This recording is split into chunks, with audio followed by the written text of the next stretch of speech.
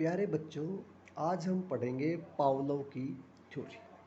IP Pavlov. Pavlov की जो theory थी उसका नाम था शास्त्रीय अनुबंधन का सिद्धांत या क्लासिकल। क्या बोलते हैं इंग्लिश में हम इसको? क्लासिकल या परंपरागत। क्या बोलते थे? परंपरागत। तो शास्त्रीय अनुबंधन का सिद्धांत किसने दिया था? पावलोव ने। किसने दिया था? पावलोव ने। पावलोव को नोबेल प्राइज मिला था 1904 में। कब मिला था नोबेल प्राइज? 1904 में। क्यों?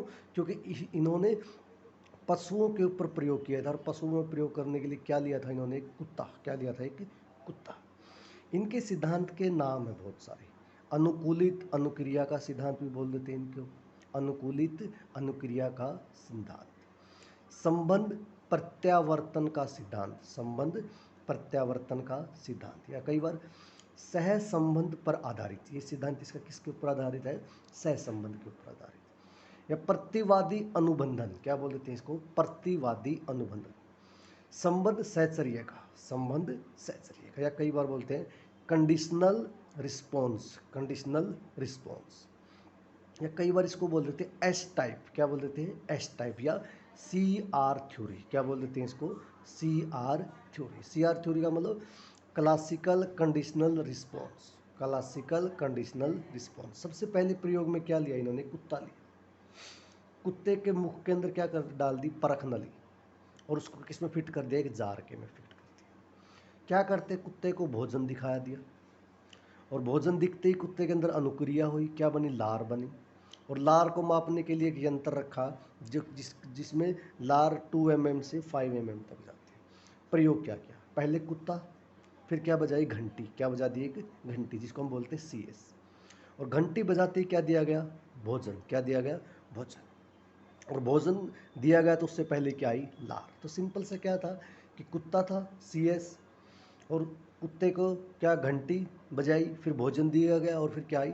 लार। ये तो क्या थी? नॉर्मल सी थी। जैसे ही अनुबंधन हो गया, धीरे धीरे कुत्ते के ऊपर ये प्रयोग 3-4 दिन चले। अब अनुबंधन होने के बाद क्या किया? कुत्ता घंटी। क्या बजा दी? सीधी सी घंटी। भोजन नहीं दिया गया। भोजन देने से पहले क्या आ गई? लार। क्या आ गई? लार। भोजन देने से पहले क्या आ गई? लार आ गई। अब सिंपल सा ये है कि जो अनुबंधन है, अनुबंधन के लिए शर्तें क्या है?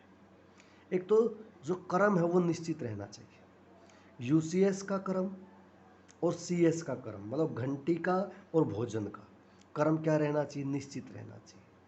मतलब भोजन मिलेगा और घंटी, घंटी का मतलब CS हो गया और भोजन मिलना UCS हो गया। तो निश्चित क्रम होना चाहिए। दूसरा, UCS भोजन को CS से अधिक प्रभावशाली होना चाहिए। भोजन घंटी से ज़्यादा क्या होना चाहिए? प्रभावशाली होना चाहिए। तीसरा, कोई बाह्य अवरोध नहीं होना चाहिए उसके अंदर। क्या नहीं होना चाहिए? कोई बाह्य अवरोध नहीं होना चाहिए।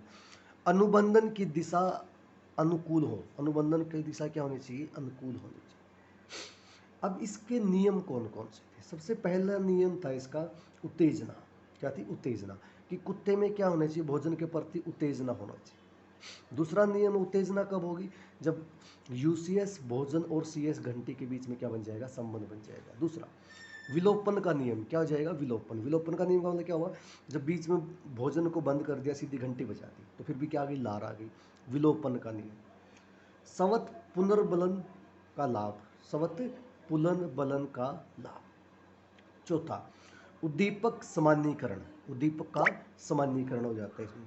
उद्दीपक विभेदन। उद्दीपक का क्या हो जाता है? विभेदन। और बाह्य अवरोध का कमी। क्या होना चाहिए? बाह्य अवरोध नहीं होना चाहिए। और कालिक कर्म। क्या होना चाहिए? कालिक कर्म। अब इसमें दो छोटी छोटी बातें हैं, जैसे विलोपन या विलीनीकरण। विलोपन का मतलब क्या होता है? सिंपल सा, किसी चीज़ को बीच से खत्म हो जाना। कोई चीज़ बीच से खत्म हो जाना। जैसे सिंपल सी बात थी, पहले कुत्ता था, फिर घंटी थी, फिर भोजन दिया गया, फिर क्या आई? लार आई। अब दूसरी बार में कैसे हो? कुत्ता घंटी, ये बीच वाला जो भोजन दिया जाना था वो क्या हो गया? खत्म। उससे पहले क्या आ गई? लार आ गई। अब दूसरी बात, पुनर्बलन क्या है? पुनर्बलन, इस भोजन देना जरूरी है। पुनर्बलन मिलना बहुत ज़्यादा जरूरी है। उद्दीपक की ज़रूरत है वो। अगर भोजन नहीं मिलेगा तो अनुक्रिया नहीं करेगा। तो भोजन देना जरूरी है, उद्दीपक की ज़रूरत है वो। अनुक्रिया अनुक्रिया का जवाब। भोजन क्या होता है? अनुक्रिया का जवाब। जब तक आप उसको भोजन नहीं दोगे, अनुक्रिया का जवाब नहीं मिलेगा। अब इसकी एप्लीकेशन कहाँ है कि आपका जो ये शास्त्रीय अनुबंधन का सिद्धांत है वो कहाँ, मतलब इसकी समय सीमा बहुत कम होती है, 3 से 5 सेकंड तक की समय सीमा होती है। इसकी समय सीमा क्या होती है? बहुत कम होती है। दिस इज द शास्त्रीय अनुबंधन का सिद्धांत, पावलोव का सिद्धांत। क्या बोल रहे थे इसको हम? पावलोव का सिद्धांत। बहुत बहुत इंपॉर्टेंट है। आप किसी भी टीचिंग एग्जाम की अगर तैयारी कर रहे हैं तो उसके लिए आपका शास्त्रीय अनुबंधन का सिद्धांत बहुत इंपॉर्टेंट है। Thank you very much.